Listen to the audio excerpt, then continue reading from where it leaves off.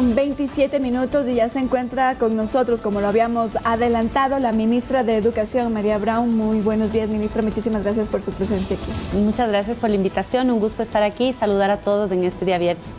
Ministra, quisiéramos iniciar preguntándole lo que nos ha llamado la atención en estos últimos días y ha sido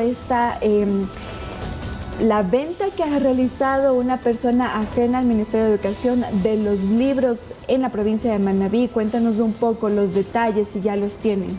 Bueno, lo que ha sucedido es que los libros de texto fueron entregados a los distritos educativos para su distribución en las instituciones educativas a nivel nacional. En este caso hay una denuncia de hurto de varias cajas de libros de texto y la apertura de algunas cajas para la sustracción de otros, en la cual obviamente también recibimos una denuncia y una alerta de la ciudadanía.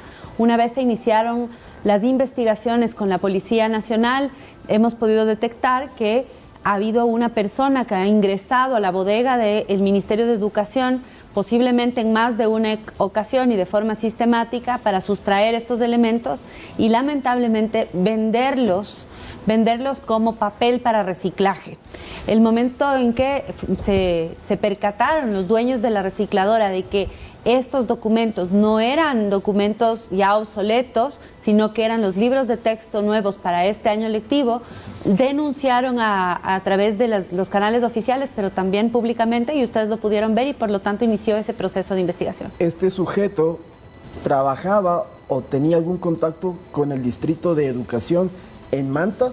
Y si es que no fuese el caso, ¿se creería que hay quizás alguien relacionado que le pudo haber dicho hay estos libros y la forma para que él pudiera haber hecho este ilícito? Las investigaciones apuntan a que efectivamente es una persona vinculada al Ministerio de Educación.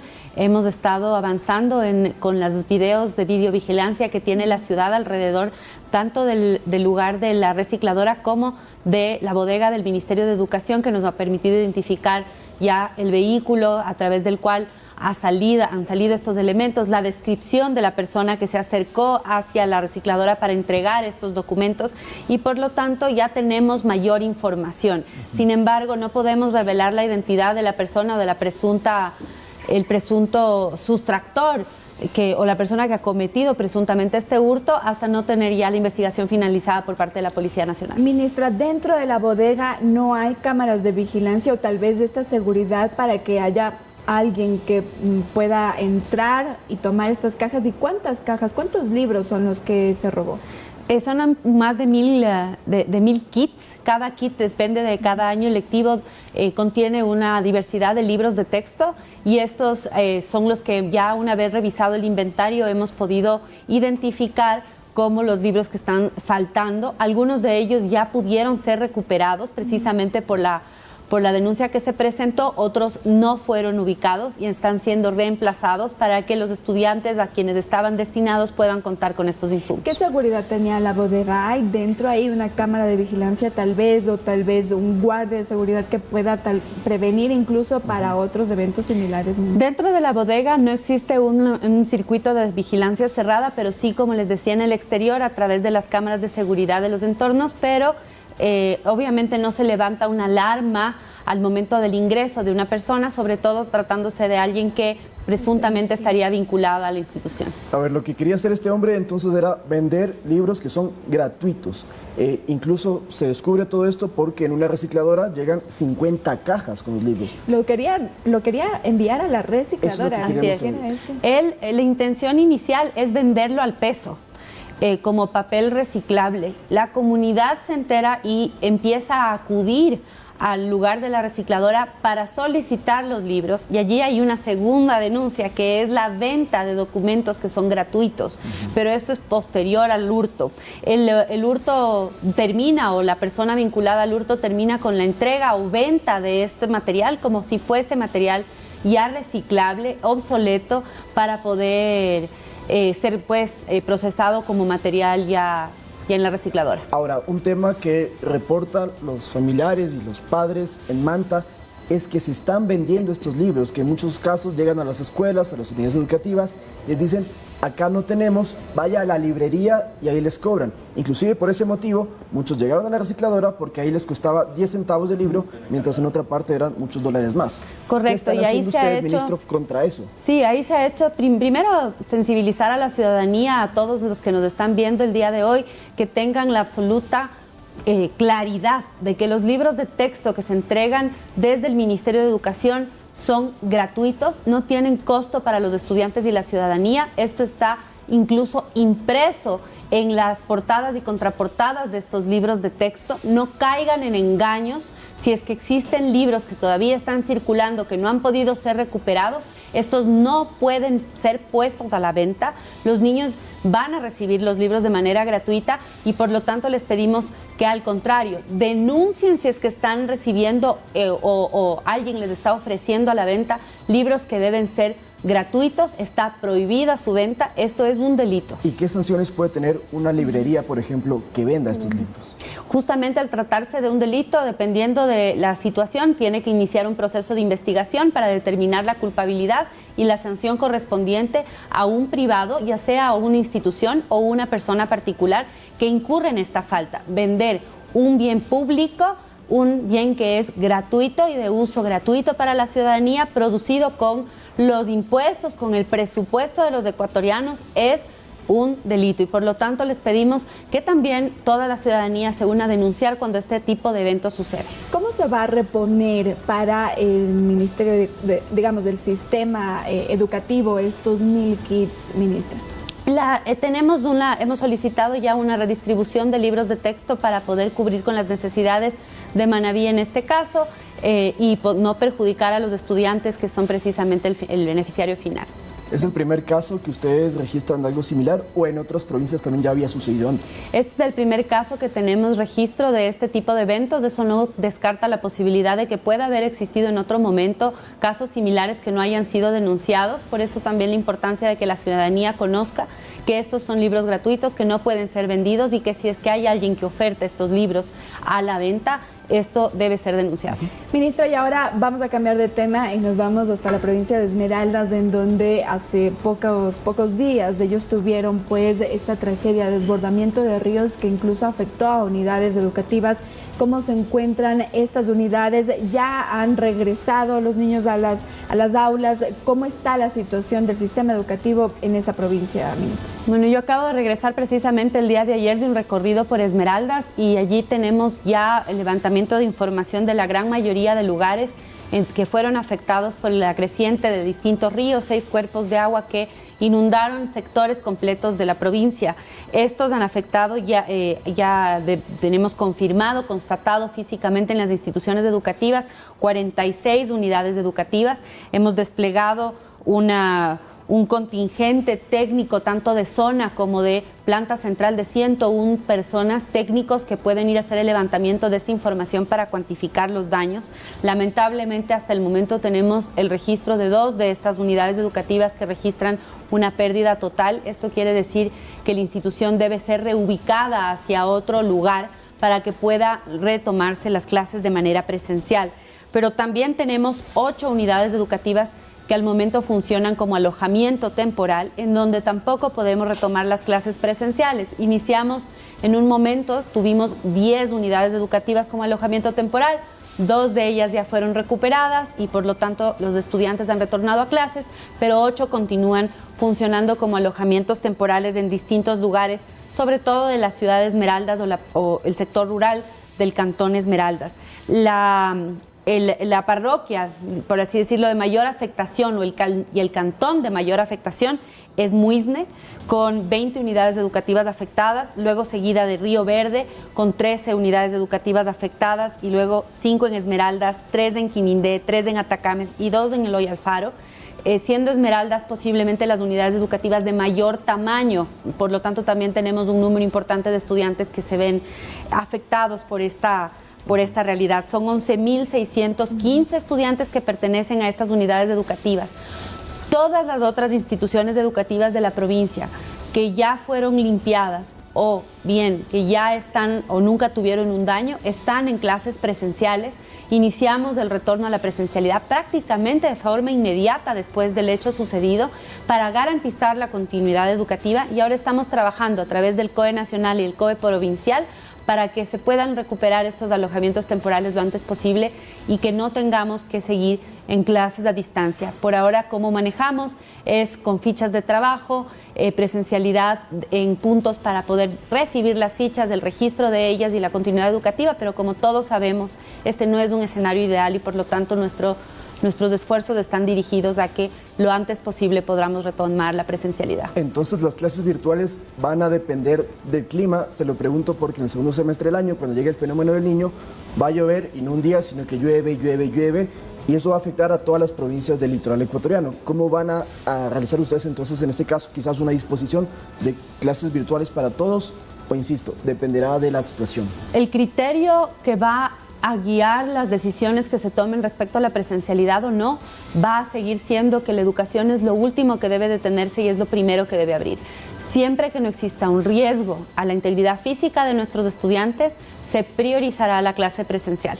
Esto, lo que les pedimos a la ciudadanía también es que se familiaricen con cuáles son los lugares que son susceptibles a posibles inundaciones. Estamos empezando el día de hoy precisamente una campaña de socialización de los más de 1.400 establecimientos educativos distribuidos a nivel de toda la costa ecuatoriana que son susceptibles a posibles inundaciones por fenómeno del Niño, para que conozcan también cuáles son las vías y rutas de evacuación.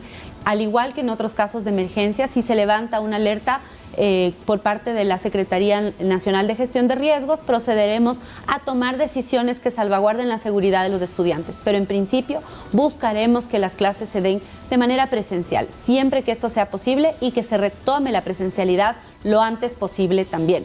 Tenemos ya un plan nacional y tenemos unas guías o un protocolo de actuación para la continuidad educativa en caso de inundaciones que fue publicado hace ya más de un mes, y también es importante que conozcamos ese documento en donde se determina las responsabilidades de directivos, docentes, en caso de presentarse una potencial amenaza por una inundación. Ok, quiero retomar nuevamente porque también vamos, digamos, a seguir de largo con el tema del fenómeno del Niño, pero usted mencionaba, ministra, 11.615 estudiantes y quisiera conocer a detalle qué es lo que se va a realizar con ellos. Ya nos ha dicho que se van a ligar a la modalidad virtual, pero mientras tanto se va a reconstruir estas dos unidades educativas que nos ha dicho que están pues ya obsoletas y a dar mantenimiento a las otras que sufrieron afectaciones, o ya para todo el año lectivo estos 11.615 estudiantes quedarán en la modalidad virtual. No, de estas 46 unidades educativas afectadas, algunas incluso ya están comenzando a ser utilizadas. Muchos de los daños son daños que tienen que ver con el ingreso de agua y lodo a la institución educativa. Las pérdidas son más bien materiales de pupitres, principalmente, sobre todo cuando son pupitres de madera. Obviamente el material impreso, los libros. Hemos ya entregado kits de libros nuevos para los estudiantes, uniformes, y también ya hemos entregado hemos iniciado una campaña de recolección de útiles escolares y entregado más de 1.000 kits de útiles escolares para los estudiantes de las zonas de mayor afectación. Esto seguirá llegando a la provincia con el equipo que tenemos allí desplegado y seguimos trabajando para que todos cuenten con los insumos suficientes. De las 46 unidades educativas, la mayoría, estamos hablando de 44, están en condiciones de en pocos días retomar las clases de forma presencial una vez que han sido limpiadas, porque la mayor afectación es primero necesitábamos que baje el nivel del agua. Una vez que ha bajado el nivel del agua ya, retirar el lodo, limpiar las instalaciones, y estas pueden volver a ser utilizadas, y algunas tendrán que ser reubicadas en un plan de mediano y largo plazo. Como les decía, tenemos cerca de 1.400 unidades educativas a nivel nacional en zonas de inundación. A futuro es importante que sigamos moviendo instituciones que están en zona de potencial riesgo a zonas seguras, y esto debe suceder en un plazo de mediano y largo alcance. No es un tema de una solución inmediata. También hemos presentado ya un diseño arquitectónico para infraestructura que puede estar ubicada en zonas inundables, que sea elevado, que permita que cuando ingrese el agua no haya pérdidas materiales importantes, sobre todo en sectores que son zonas muy amplias y extensas que tradicionalmente se inundan no solamente durante el fenómeno del Niño, sino en épocas lluviosas año tras año. Ustedes habrán visto siempre, por ejemplo, en Chone, en Esmeraldas, algunos sectores que continuamente sufren de inundaciones. Allí pues no tiene sentido tener infraestructura que está a nivel del piso sin salvaguardar que esa infraestructura lógicamente va a ser afectada año tras año. Por lo tanto, también existe un plan de largo alcance. Y sobre este tema también, ministra, necesitan quizás la donación, los ecuatorianos han enviado muchos insumos a las personas de Esmeraldas, pero para el sistema educativo, quizás útiles escolares o estas cosas que también se pueden perder, ¿necesitan ustedes que la gente en su solidaridad envíe eso? Aclararle a la ciudadanía que los puntos de acopio de las donaciones de insumos los maneja el MIES, el Ministerio de Inclusión Económica y Social. Hay varios activados en la ciudad de Quito, en Guayaquil, y lo importante de hacer las donaciones a través de estos canales es el poder llevar cuenta de dónde se han entregado estos insumos y llegar a los lugares a donde no haya llegado todavía ayuda humanitaria. Pero sí hacían falta, no sé, sí, lápices, así es. Y en el caso de educación se estableció un kit mínimo de útiles escolares. Tenemos una campaña vigente con algunos socios estratégicos, inclusive a través de la plataforma Tipti. Ustedes pueden adquirir kits de donación que directamente las empresas nos van y nos dejan en la ciudad de Esmeraldas para nosotros poder distribuir a los estudiantes, donaciones particulares que han llegado también a las instalaciones de los distritos o zonas del Ministerio de Educación, que acopiamos y luego distribuimos a estos 11,000 estudiantes que han sido afectados, pero también a estudiantes que pertenecen a unidades educativas afectadas, que no residen en zonas de afectación o que sí, o que inclusive están albergados. O sea, allí tenemos una enorme diversidad de niños, niñas y adolescentes en edad escolar que están en una zona de alto riesgo y que obviamente en este momento están pasando por este proceso post-emergencia. Ministra, y volviendo a lo que se prevé pasará con la llegada del fenómeno del Niño, en este plan nacional que se ha presentado desde el Ministerio de Educación, tal vez ya se ha identificado cuáles son las unidades educativas que pueden servir como albergues, no solo en Esmeraldas, sino a escala nacional. La Secretaría Nacional de Gestión de Riesgos es el ente encargado de identificar a través de la mesa técnica que lidera cuáles son los espacios de alojamientos que pueden servir como albergues en el caso de una emergencia. Se han identificado espacios que no son instituciones educativas con prioridad. Esto quiere decir que en la gran mayoría de lugares en donde existe infraestructura pública que pueda ser utilizada como alojamiento, que no sea escuela, que no sea colegio, ese es el espacio designado. Solamente en sitios en donde la infraestructura no existe o no existen otras infraestructuras, además de las unidades educativas, se utilizan las unidades educativas. Nuestra alerta o nuestro llamado dentro de los espacios de coordinación de la respuesta es que en sitios en donde no hay alojamientos distintos a unidades educativas, se pueda planificar también a lo mejor espacios temporales que sean, por ejemplo, de aulas móviles o de albergues temporales móviles, para que no tengamos uso prolongado de instituciones educativas como alojamiento temporal, perjudicando así la continuidad educativa de los estudiantes matriculados en estos predios. Y un niño que está en un albergue porque no puede estar en su casa, ahí puede recibir las clases virtuales, es decir, los albergues tienen wifi y todas las condiciones para que no interrumpan su pensum educativo. En los alojamientos temporales se activa automáticamente un servicio de atención educativa en emergencia. Por ejemplo, en este momento, en los 8 alojamientos temporales de Esmeraldas tenemos 248 psicólogos y 88 docentes distribuidos en estos predios en donde reciben clases los estudiantes que están alojados de manera permanente allí. Es decir, en este momento los estudiantes afectados que mejor atención o atención más continua reciben son los que están en alojamientos. Los que tienen menos contacto con los docentes son aquellos que están matriculados en espacios que hoy no pueden ser utilizados y están en modalidades semipresenciales o a distancia, o inclusive en este momento continuamos en la suspensión de clases. Es con ellos en donde nos estamos concentrando para poder llegar con un proceso de educación que garantice la continuidad educativa en este momento de emergencia. Bien, ministra, nos llega también una pregunta que, digamos, es un tema aparte de todo lo que hemos conversado y es sobre el Colegio José Peralta. cuándo se va a entregar, si ya se tiene tal vez una fecha destinada para aquello. ¿Dónde queda ese colegio también? En Guayaquil. Sí, tenemos, como ustedes saben, una de las prioridades ha sido comenzar a invertir nuevamente en infraestructura, en mantenimiento y en infraestructura educativa. El año pasado entregamos 16 nuevas infraestructuras.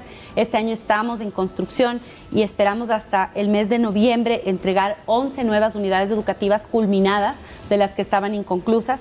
El Colegio José Peralta es uno de ellos. Es una institución educativa que tenía algunas dificultades jurídicas, una obra que estuvo suspendida por muchos años, que hoy está ya en ejecución y se prevé su uso en agosto de este año ya por parte de los estudiantes. Tenemos 1.110 estudiantes, es la capacidad. Este es un colegio técnico en la ciudad de Guayaquil y ha requerido una inversión adicional de $2.6 millones para su finalización, y es una de las 11 unidades educativas en distintos lugares. Tenemos en Quito, en Esmeraldas, en Otavalo, en Paján, en Naranjito, en el Cantón Mejía, en Chuchufindi, en Cascales, que están en proceso de finalización este año y que esperamos culminen estas obras en el mes de noviembre, primeros días de diciembre, para entregarlos a la ciudadanía. Así como también estamos trabajando en los mantenimientos integrales con inversión de más de $48 millones. Al momento están en proceso de contratación e intervención 1.110 mantenimientos integrales, que se suman a los 1.050 que se realizaron el año pasado. Esto no quiere decir que el sistema educativo ahora ya esté en su totalidad intervenido. Recordarán ustedes que son más de 12.300 unidades educativas, pero sí hemos avanzado de manera significativa e importante en poder tener mejores condiciones en la infraestructura y en el dotamiento de equipamiento a nivel nacional. De acuerdo, ministra. Muchísimas gracias nuevamente por su presencia aquí. Gracias a ustedes y que tengan un feliz fin de semana. Conversamos